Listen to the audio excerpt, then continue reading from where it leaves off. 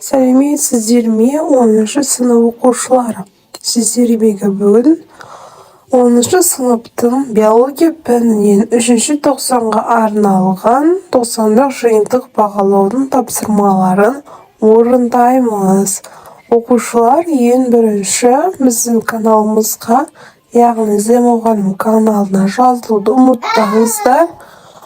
Осы видеоның соңына дейін көріп, лайк басып, комментарий бөліміне сұрақтарыңыз қоюды да ұмытпаңыздар.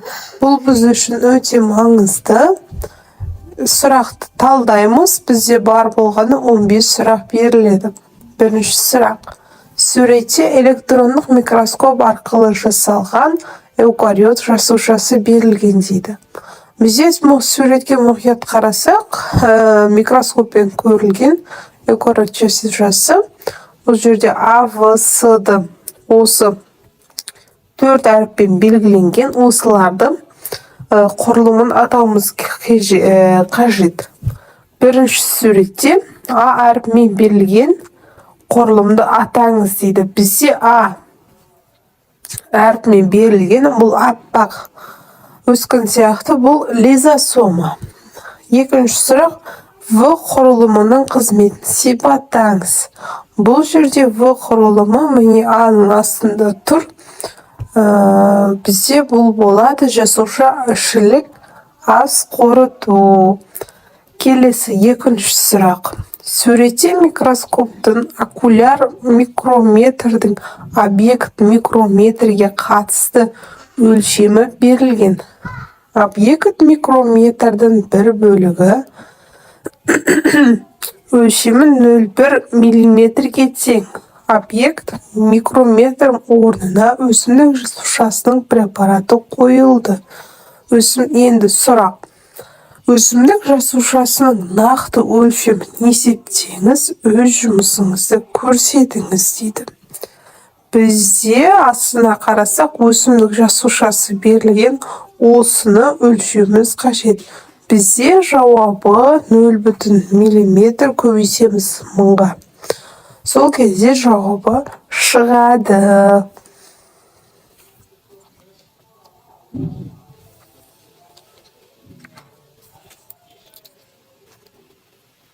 Келесі үшінші сұрақ. Төменде бактериялардың сыртқы мембранасының 2 түрлі құрылысы берілген дейді.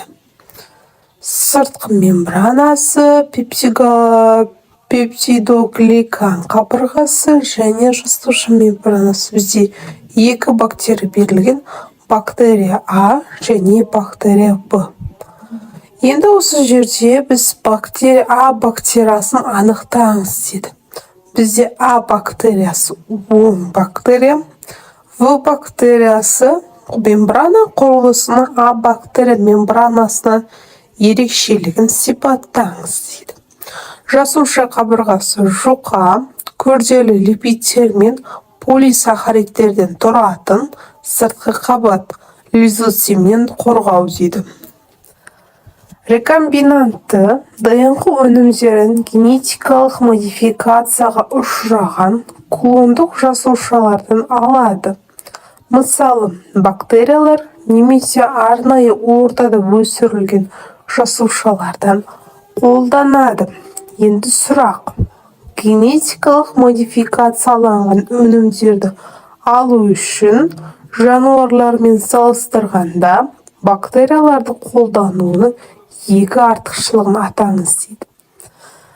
Бізде ол жылдам көбейеді және барлық ген анықталған. Келесі сұрақ. Төменде бактерияларды гендік инженерияда қолдану сызбасы көрсетілген. Белгіленген құрылымды атаңыз және маңызын түсіндіріңіз дейді. Бізде көрсетілген міне адам жасушасы және бактерия көрсетіліпті. Осы жерде мен белгіленген құрылым бұл плазмида, вектор түрінде қолдану және клондану. 5-ші сұрақ. Клондау генетикалық біртекті ағзаларды жыныссыз жолмен көбейту әдісі. Енді сұрақ. Белгіленген R әрпімен берілген суретте R әрпімен берілген үдерісті атаңыз және қалай жүзеге асатынын сипаттаңыз дейді.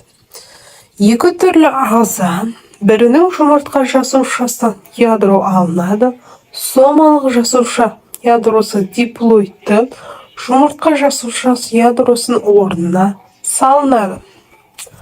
6-шы сұрақ. Алматы ғалымдарының жетістігінің бірі микроклондау әдісімен апорттың жаңа өсімдігі алынды. Сұрақ. Сызбада микроклондау әдісі қолданып өсімдік алу кезеңдері көрсетілген дейді. Каллус деген не? Меристема және ұлпа. Екінші сурет көрсетілгенде суретте көрсетілген әдістің екі сатысын сипаттаңыз. Бұл каллусты қоректі группада өсіру, витаминдер және гормондар. 7-ші сұрақ. Эпигенетика ұғымына анықтама беріңіз. Бұл ДНК, РНК бірінші рет құрылымы өзгермейді, фенотиптегі өзгеріс. Келесі сұрақ. Қатерлі ісіктің дамуы ДНК-ның метилдену деңгейінен шектен тыс аз немесе көп болуымен тікелей байланысты. Суретте ДНК-ның метилденуі көрсетілген. Метилденудің маңызын түсіндіріңіз дейді. ДНК модификациясы, ДНК-дағы CBG іркілікке цитозинге метилді топтың қосылуы. Сұрақ келесі. Кейбір ерлі-зайыптылар табиғи жолмен бала көтере алмаған кезде экстракорпоралды ұрықтандыру әдісіне жүгінеді. Яғни бұл біздің орысшалап айтқанда эко деп аталады. Суретте эко әдісінің кезеңдері көрсетілген дейді. Бізде 1, 2, 3, 4, 5, 6 кезеңнен. Енді сұрақ.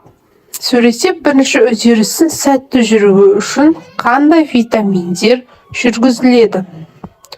Гормоналды реттелу және витаминдер. Екінші сұрақ. Суреттегі екінші үдерісті сипаттаңыз. Бұл стимуляция. Келесі сұрақ. Эко әдісі кезінде анасының құрсағында ұрықтың бірнешеуін енгізеді дейді. Бірнеше ұрықты енгізудің қандай артықшылығы және кемшілігі бар?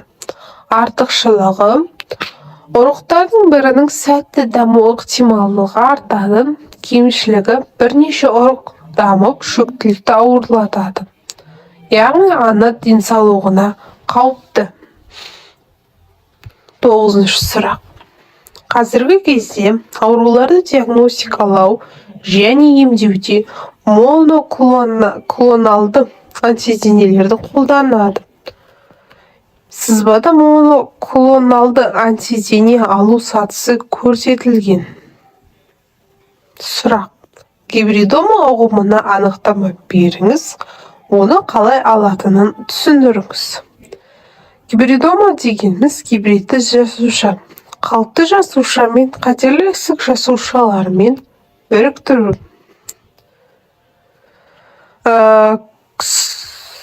Бізде соңғы сұрақ. Кішкентай сүт қоректіні көк бауырын алғанға дейінгі 2 апта қалдыру себебін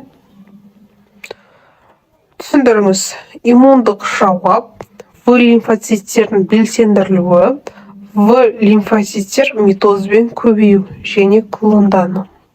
Достар, бізде осымен 10-шы сыныптың 3-ші тоқсанға арналған биология пәнінен 90-дық жиынтық бағалау тапсырмалары аяқталды. Бізде бар болғаны 9 сұрақ берілген.